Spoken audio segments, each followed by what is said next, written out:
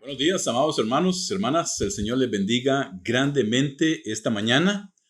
Damos gracias al Señor por permitirnos poder estudiar su palabra una ocasión más.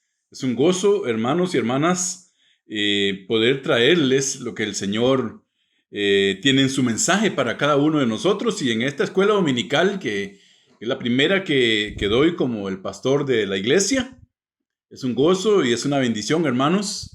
Espero que pueda enseñarles, que pueda guiarlos, que puedan aprender de mí. E igual yo también sé que voy a aprender de cada uno de ustedes. Por ahí está mi número en el WhatsApp. Ahí pueden llamarme sin ninguna pena. Si tienen una duda, me llaman y ahí lo conversamos y lo hablamos y arreglamos las cosas a la luz de la palabra del Señor, que es lo más importante, ¿verdad? Alabo a Dios por la oportunidad que me da de enseñar a su iglesia. Muy bien, la escuela dominical de esta mañana, Jesús definió su reino. Y vamos a basarnos ahí en Mateo capítulo 16, del verso 1 al 28. El verso clave que tenemos, Mateo 16, 18, mas yo también te digo que tú eres Pedro, y sobre esta roca edificaré mi iglesia, y las puertas del Hades no prevalecerán contra ella. Ese es el verso que debemos, cuando decimos verso clave, casi que debemos de aprenderlo, ¿verdad? Que podemos aprenderlo de memoria. Muy bien, la aplicación que tiene la escuela dominical de esta mañana, hermanos, que los hijos de Dios podamos identificar la naturaleza del reino de Dios y entender que la recompensa solo viene por medio del servicio en una iglesia neotestamentaria, del Nuevo Testamento. Hoy en día, mis hermanos, alrededor del mundo existen muchas instituciones que tienen como propósito servir a los demás. Hablamos de hospitales, organizaciones sin fin de lucro, otros que ayudan a las personas. En fin, su propósito es bueno y es de reconocer. Pero solo hay una institución creada, establecida y edificada por el mismo Cristo Jesús, y esa es su iglesia, cuyo objetivo es desarrollar, llevar a cabo el plan de Dios en la tierra hasta que Él venga por ella. Entonces, hermanos, ¿cuál es el objetivo de la iglesia?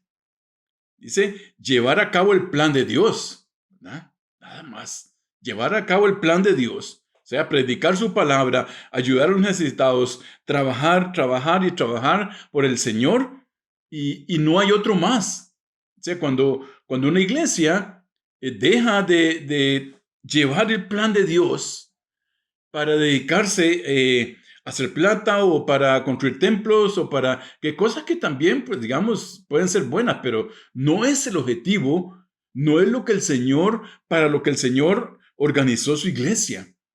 Él dejó su iglesia, hermanos, tengámoslo claro, ¿para qué? Para que nosotros llevemos, sigamos con el trabajo. Y si el Señor nos lleva antes de que Él venga, otros van a seguir el trabajo, hermanos, porque la iglesia del Señor, como vamos a ver luego, no se detiene. Hay promesa de parte de Dios. Mientras Jesús llamaba a los primeros discípulos, los cuales le seguirían, ¿para qué? Porque Él les dijo para ser pescadores de hombres. En Mateo, en el capítulo 4 y el verso 19, dice la palabra ahí, andando Jesús junto al mar de Galilea, vio a dos hermanos, Simón, llamado Pedro, y Andrés su hermano, que echaban la red en el mar porque eran pescadores. Y en el verso 19 dice la palabra, y Él les dijo, ¿quién? Jesús, ¿verdad? Y Él les dijo, venid en pos de mí y os haré pescadores de hombres. Verso número 20, ellos entonces dejando al instante las redes, le siguieron. Hermanos, en ese momento preciso, cuando el Señor llamó a Simón, llamado Pedro, y a Andrés su hermano, que estaban pescando, ahí Él inició la organización de su iglesia. la primera iglesia, mis hermanos, ahí fue donde empezó la iglesia. Tenemos que tener claro, hermanos, que en ese momento, después de que él llama y termina de llamar a los 12 discípulos, entonces el Señor empezó a enseñarles y a enseñarles. ¿Para qué? Para prepararlos. ¿Por qué? Porque esa era su iglesia. Prepararlos para el trabajo que tenían que seguir cuando Él no estuviera. Y vamos a ver ahora que cuando el Espíritu Santo viene en Pentecostés, que muchos afirman que la iglesia, no, ya estaba, hermanos, ya estaba. Entonces, hermanos, Él instruyó su iglesia para la vida del reino. Se les enseñó todo lo necesario para que ese grupo siguiera con el trabajo que Él inició. El trabajo, hermanos, de las organizaciones, digamos que hay a nivel del mundo de ayuda y todas estas cosas, es bueno. O sea, sí, es reconocible, pero Él estableció solo su iglesia cuyo propósito, y eso tenemos que tenerlo claro, el propósito de existencia de la iglesia del Señor es hacer discípulos. ¿Para quién? Para Él. ¿Eh? Para Él. No es engrosarse a sí misma con gente que no haya conocido de Él, no, hermanos. En este momento hay muchas iglesias que se llenan y no importa la condición de los hermanos, no. El trabajo de la iglesia es hacer discípulos para Cristo. ¿Para qué? Para que esos nuevos discípulos luego continúen el trabajo y la iglesia siga caminando, hermanos. Entonces, no hay otro propósito, hermanos, para la iglesia del Señor más que hacer discípulos para el Señor. Luego también, pues, obvio, ¿verdad? No dejando de lado la parte social también que el mundo necesita. Porque la iglesia también tiene que ver por los necesitados, ¿verdad? Tiene que ver por las viudas, tiene que ver por los que casi no tienen. Esa parte no puede quedar de lado. A la par del trabajo espiritual de predicación y ganar almas, tiene que ir también la otra parte social, que es que también tenemos que darle a las personas. Veamos esta mañana algunas enseñanzas importantes sobre su iglesia. Número 1, solo el Señor puede edificar su iglesia. Únicamente Él. En Mateo, dice ahí la palabra en Mateo 16, 18, el verso clave, ¿verdad? ¿Ya se lo aprendieron de memoria? Bueno, y yo también te digo que tú eres Pedro, y sobre esta roca edificaré mi iglesia, y las puertas del Hades no prevalecerán contra ella. A través de los tiempos, mis hermanos, muchos teólogos se han cuestionado a qué se refería el Señor al decir con esta roca, sobre esta roca. Unos, ¿verdad? Muy equivocadamente, errados totalmente, asumieron que estaba hablando de Pedro, cosa que no es así. Otros dicen que se refería a lo que Pedro dijo, ¿verdad? Tú eres el Cristo, en el verso anterior. Tú eres el Cristo, el Hijo del Dios viviente. Otros dicen que hablaban de la palabra. Nosotros creemos que el Señor estaba hablando acerca de sí mismo. Acerca de sí mismo, hermanos. Hay muchos versículos en la palabra del Señor que hablan donde el Señor se declara a sí mismo como la roca eterna. Y vamos a leer uno. Dice el Salmo 71:3. El salmista decía: sé para mí una roca de refugio a donde recurra yo continuamente. Dice: tú has dado mandamiento para salvarme, porque eres mi roca y mi fortaleza. Entonces, hermanos, el Señor le dice a Pedro: yo te digo también que tú eres Pedro, y que sobre mí mismo voy a edificar mi iglesia. Aquí lo más importante, hermanos, y voy a resaltar esto, es que el Señor toma la titularidad, toma el primer lugar, es más, asume, y Él dice mi iglesia, la hace suya. ¿Por qué? Porque Él iba a pagar precio de sangre por esa iglesia que él estaba preparando. Entonces era su iglesia. Él es la cabeza, hermanos. Él es el dueño de la iglesia. No perdamos de vista nunca esto. El Señor es la cabeza, Él es el dueño. Él es el que la compró, Él pagó, Él se sacrificó por su iglesia. Entonces, sobre Él mismo la iba a edificar. La iba a edificar.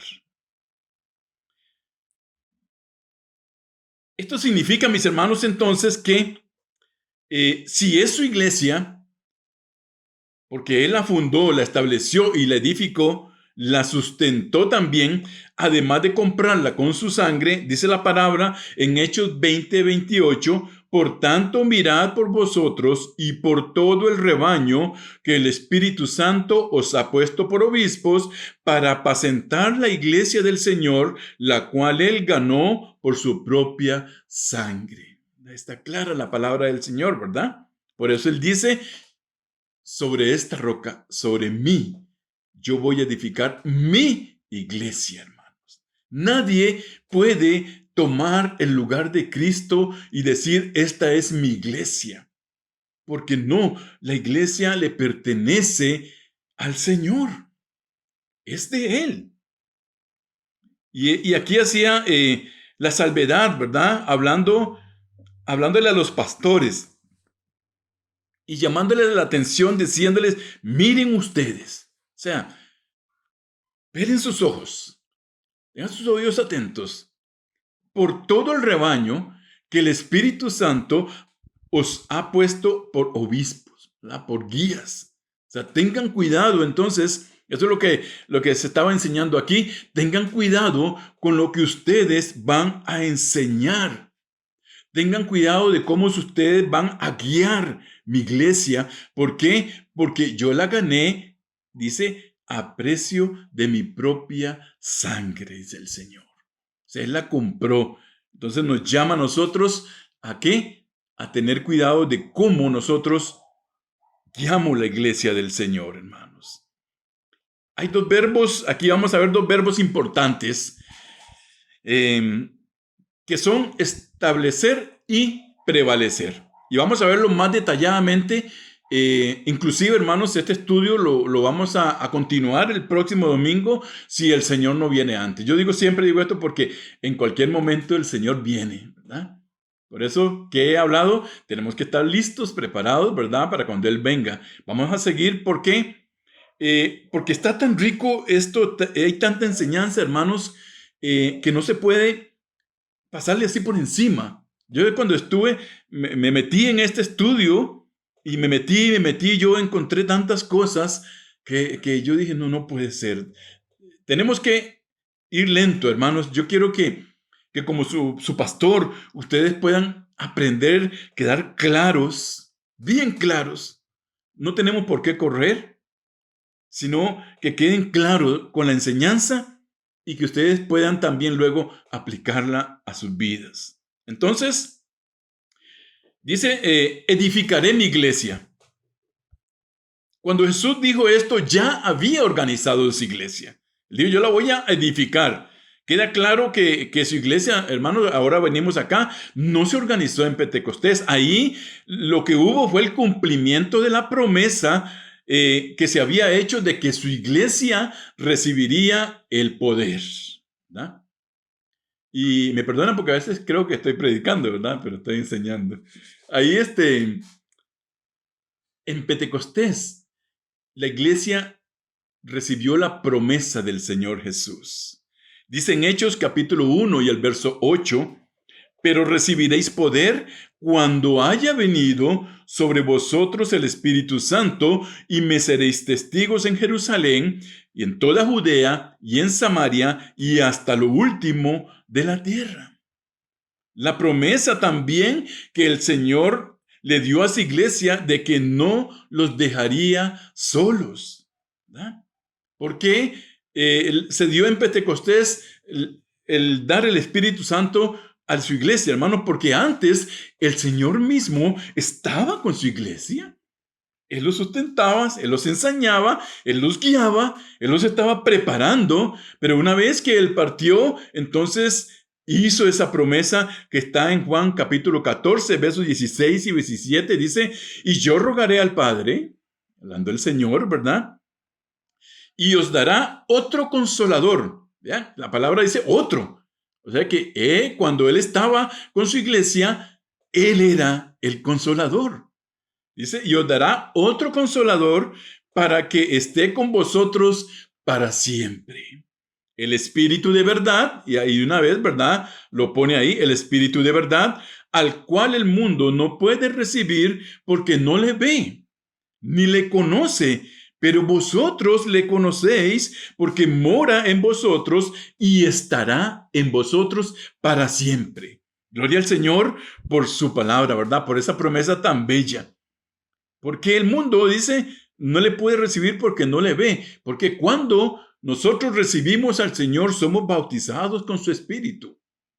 Ahí viene a nosotros y entonces dice que a partir de ahí, nosotros, nuestro cuerpo exterior e interior, los dos, ¿verdad? Por dentro y por fuera, llegamos a ser templo del Espíritu Santo de Dios, el que dice la palabra que estará con ustedes para siempre. Para siempre. O sea que no es que hubo una falla, un pecado ahí y el Espíritu se va y cuando usted arregle su vida vuelvo. No, hermanos, fuimos sellados, dice la palabra del Señor. Llevamos un sello del Espíritu Santo en nosotros.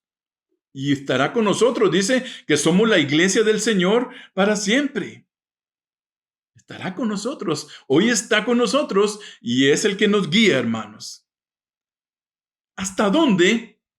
¿Hasta dónde? Yo me pregunto, ¿hasta dónde Jesús prometió fortalecer y sustentar su iglesia? Veamos el segundo verbo. Las puertas del Hades no prevalecerán contra ella. Jesús, como el dueño de su iglesia y sus iglesias verdaderas, ha prometido cuidarlas y preservarlas hasta el fin, y Él garantizó en su palabra, con la autoridad que Él tenía, la autoridad del Padre, que ningún plan del infierno o poder de la muerte tendrían el suficiente ni tendrán el poder suficiente para destruirla. Gloria al Señor, amén, por esa palabra, por esa promesa, hermanos. ¿Por qué? Porque si nosotros pertenecemos a la iglesia verdadera del Señor, a su iglesia, entonces tenemos esta promesa que esta iglesia va a caminar a través y se puede ir el pastor y el Señor va a levantar otro y se puede quedar sin pastor y el Señor levanta uno más. ¿Para qué? Para que la sustente y la iglesia seguirá caminando. ¿Por qué, hermanos? Porque el objetivo de Satanás es dividir la iglesia del Señor, ¿verdad? Es hacer que la iglesia cierre, el templo cierre sus puertas. Pero el hecho que un templo se cierre no necesariamente implica que la iglesia del Señor deje de existir. Hoy nosotros no nos estamos reuniendo en un templo físico por todas las cosas que están pasando, pero su iglesia permanece. Nosotros somos la iglesia del Señor. No pierda eso de vista, hermano y hermana. Usted y yo somos la iglesia del Señor donde quiera que estemos, y esta iglesia va a seguir y va a seguir a través de los tiempos, porque esa es la promesa del Señor. Él nos garantizó con su autoridad que nada, hermanos, ningún plan de Satanás, ni de sus demonios, ni nada, ni ningún poder de este mundo tendrá el poder suficiente para destruir la iglesia del Señor. ¿Sabe por qué? Porque no le pertenece a ellos, le pertenece a Cristo Jesús, el que pagó precio de sangre por ella. Gloria al Señor, hermano. Alabemos a Dios y gocémonos porque estamos en la verdadera iglesia del Señor.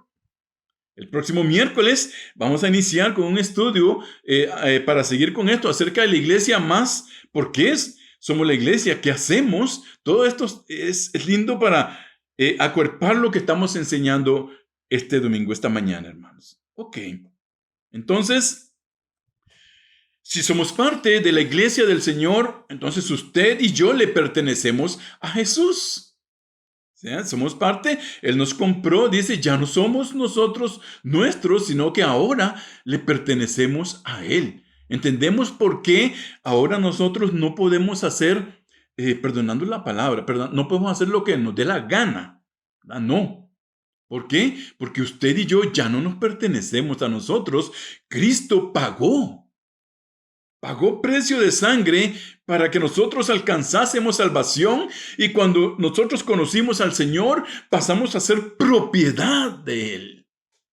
Por eso, si nosotros somos la iglesia del Señor y su iglesia le pertenece, entonces por ende y obviedad también nosotros le pertenecemos a Él, ¿verdad?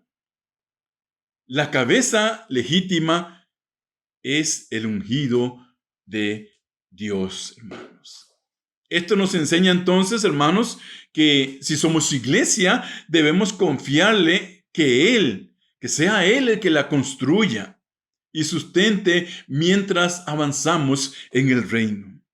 Miren, mis hermanos, el reino de Dios es un ataque directo contra las puertas del infierno. Por eso, siempre, hermanos, entendamos, siempre habrá una lucha directa entre su iglesia y las fuerzas del mal. Siempre. Y si usted es parte de la iglesia del Señor y usted también profesa y sirve como el Señor manda, entonces también usted y yo vamos a estar siempre en una lucha directa contra Satanás, hermanos. Siempre.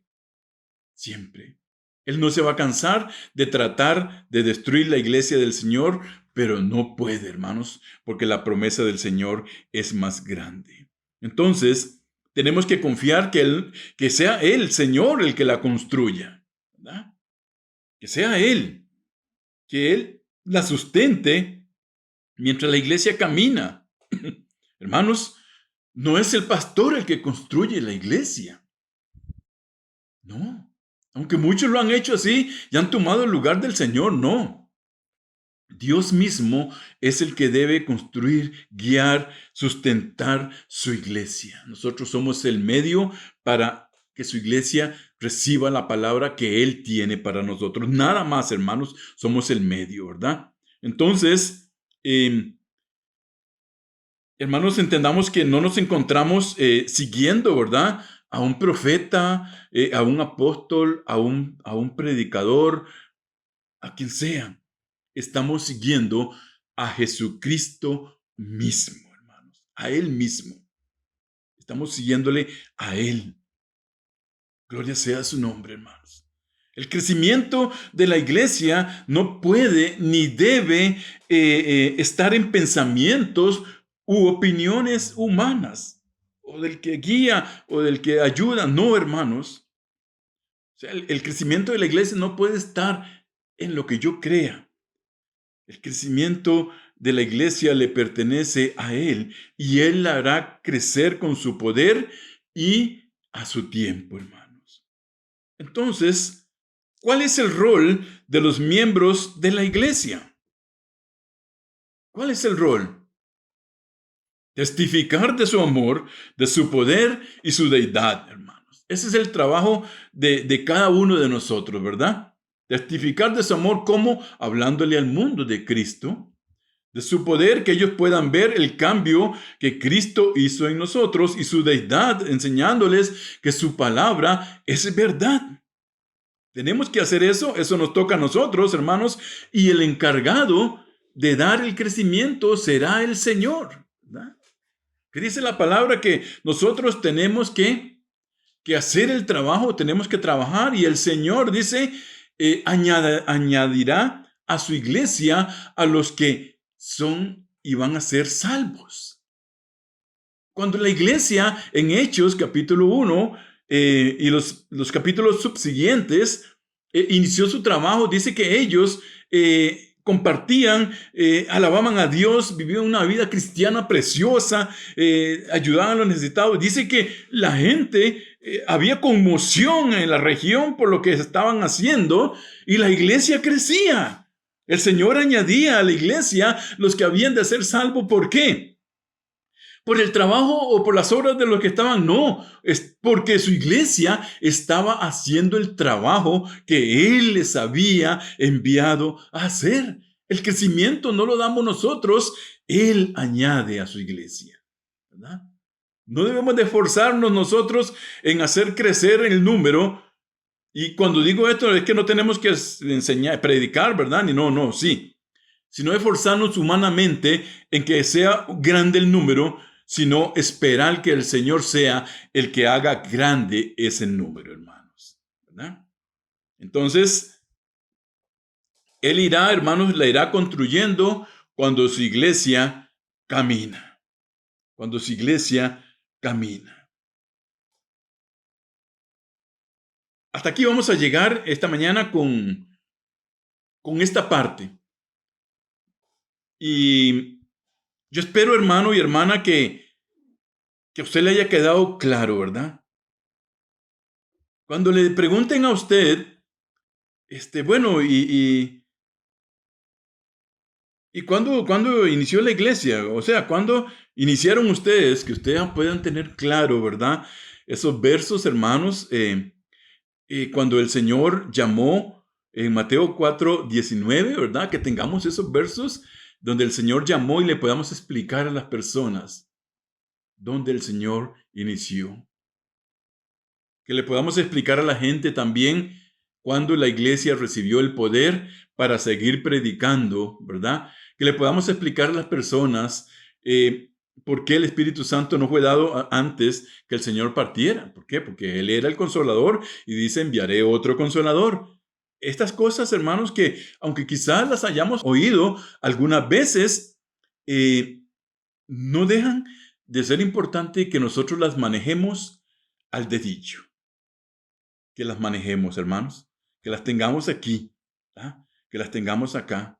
Bueno, ¿y usted por qué es miembro de esa iglesia? Bueno, ustedes podemos decirle, ¿verdad?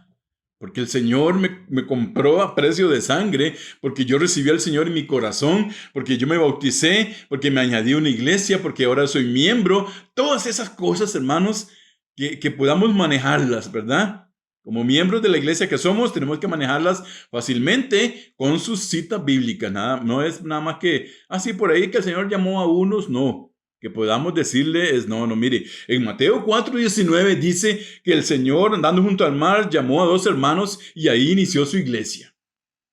¿Verdad? Estas cosas es el objetivo que yo tengo como su pastor, hermanos, y que podamos juntos aprender del Señor. Ahora, si hay algo que a mí se me pasa y usted me llama a mí, el pastor, mire, perfecto. Yo quiero también aprender de ustedes, mis hermanos, y que la honra y la gloria sea para Él y que la iglesia pueda crecer. Dios les bendiga, mis hermanos, mis hermanas, esta mañana. La honra y la gloria sea para el Señor. Continuamos con la segunda parte el próximo domingo, si Dios así lo quiere. Dios les bendiga, hermanos.